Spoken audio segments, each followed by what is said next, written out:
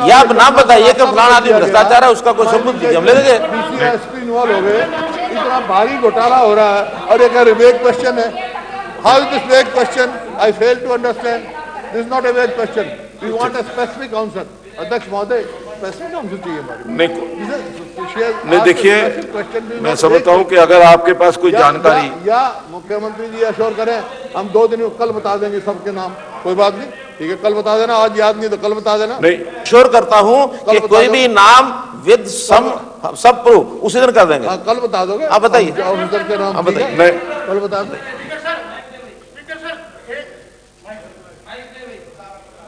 Speaker sir, 2 तारीख को पीपली थाने में एक एफआईआर दर्ज हुई है।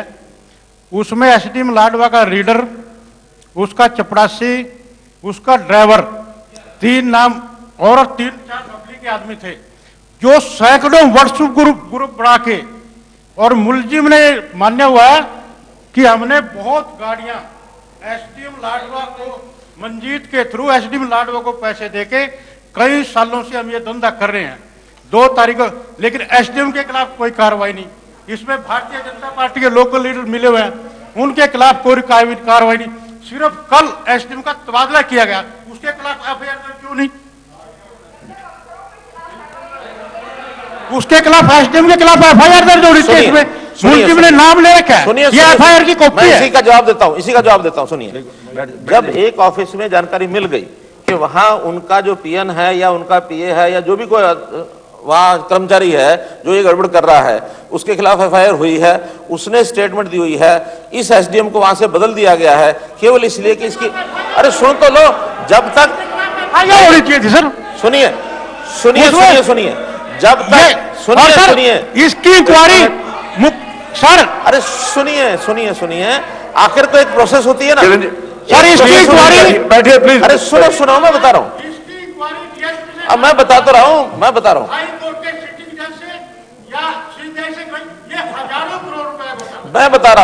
हूं, जब भी कभी कोई सूत्र मिलता है, सुनिए, आखिर तो इन्वेस्टिगेशन का सिस्टम होता है ना, जब कोई सूत्र मिलता है, एफआईआर होती है, उसके बाद उस इन्वेस्टिगेशन के बाद अगर एसडीएम का कोई रोल मिलता है तो एसडीएम के खिलाफ कार्रवाई होगी। मान लो किसी ने एसडीएम का नाम लेकर के और अपनी जान छुड़ाने के लिए किसी का भी नाम ले देगा, हमारे आपके भी नाम बहुत लोग ले देते हैं। आखिर तो इन्वेस्टिगेशन में, हमको इन्वेस्टिगेशन में एक जगह पर एक सूत्र मिला था, कहां? दादरी के अंदर इसी प्रकार का एक विषय आया था, वहां के डीसी और उनकी पत्नी क्या थी वो, हाँ तोमर, क्या उन दोनों के खिलाफ हमने कार्रवाई की, सस्पेंड किया, केस आज भी चल रहा है। इसलिए जिस किसी के खिलाफ कोई कार्रवाई मिलती है, यानी कोई प्रमाण मिलता है, आगे बढ़ेंगे। आज उनके खिलाफ एक्शन शुरू हो गया, उन दोनों को, यानी जो एसडीएम है उसका ट्रांसफर तुरंत इसलिए किया कि वहां किसी प्रकार से प्रभावित ना करे उसको, एफआईआर हो गई है, आगे विषय बढ़ेगा। ये बहुत बड़ा स्कैम है, हजारों करोड़ का। डीएसपी इसकी इंक्वायरी नहीं कर सकता, ये सीबीआई से या हाई कोर्ट के जज से इसकी इंक्वायरी करवाइए। माननीय दर्शकगण, अब प्रश्नकाल समाप्त होता है। माननीय किरण जी,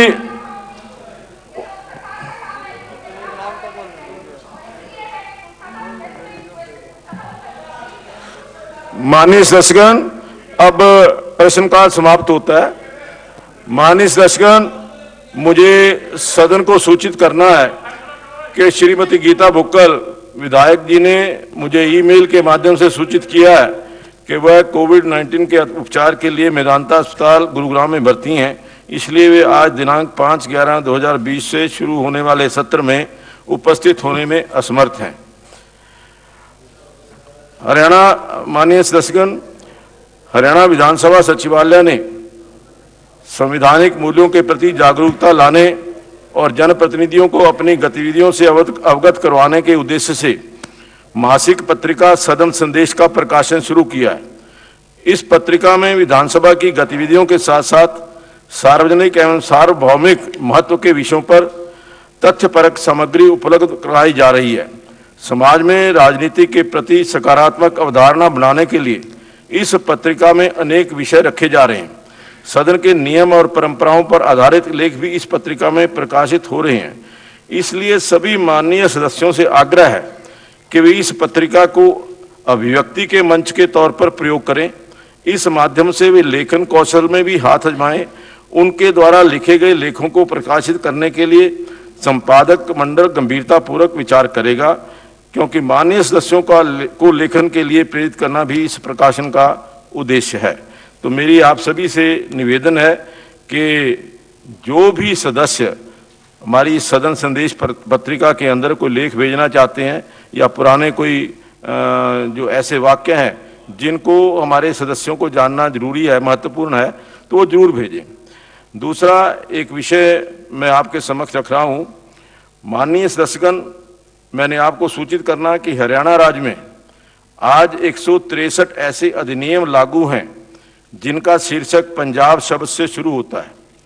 पंजाब शब्द के स्थान पर हरियाणा शब्द लाने के लिए मैंने मुख्य सचिव हरियाणा सरकार और विधि परामर्शी एवं प्रशासकीय सचिव हरियाणा सरकार, विधि तथा विधायी विभाग के साथ दिनांक 24 सितंबर 2020 को एक बैठक की थी।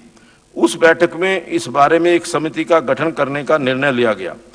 तदुपरांत सरकार द्वारा 14 अक्टूबर 2020 को समिति का गठन किया गया, जिसकी पहली बैठक दिनांक 27 अक्टूबर 2020 को हुई।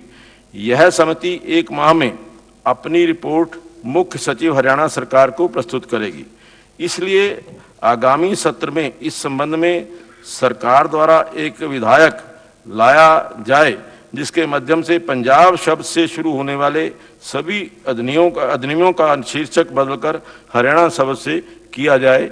ये ऐसा हमने एक प्रयास शुरू किया है, उसमें आप सबकी सहमति होगी। स्पीकर सर, इसी बात पे पॉइंट ऑफ ऑर्डर है। आपने पंजाब शब्द को डिलीट करने के लिए, मैं बोल रहा हूँ, हाँ जी, हाँ जी, पंजाब वर्ड डिलीट करने के लिए आपने एक समिति तो बना दी, चीफ सेक्रेटरी। जिस लेजिस्लेचर ने उसको स्क्रूटनाइज करना है, उसकी कोई जरूरत नहीं है। Why the 2 or 3 legislators have not been made a committee, members of that committee? आप एक लेजिस्लेशन के अंदर 100 एक्ट के अंदर तरमीम कर रहे हैं, उसमें पंजाब शब्द, उसकी क्या इंप्लीकेशन है, कैसे है, वो कैसे हटेगा, डिलीट कैसे होगा, रिपील कैसे होगा? आपने कमेटी बना दी और चीफ सेक्रेटरी कमेटी बना दी। Chief secretary is not a legislature, legislature is Vidhan Sabha. इस विधानसभा की कमेटी बननी चाहिए, उसमें चाहे वो मेंबर हो, और यहाँ पर एक चेयरमैन आप बनाओ और साथ में वो उसके मेंबर। एक बार रिपोर्ट आ जाए, वो विधानसभा की कमेटी के समय कमेटी तो फॉर्म करनी है, आपके सामने रखेंगे ना। इट्स अ फंक्शन समिति बनाकर ये विधानपालिका का काम है ना कि चीफ सेक्रेटरी का काम है। देखिए, आप हाउस में रखो, हाउस की कमेटी बनाओ, उसमें एमएलए बीच में आए, हम बीच में आए। आपको जरूरत ही नहीं है विधानपालिका की, आपको असेंबली की जरूरत नहीं है। कोई प्रपोजल आएगी एग्जीक्यूटिव की तरफ से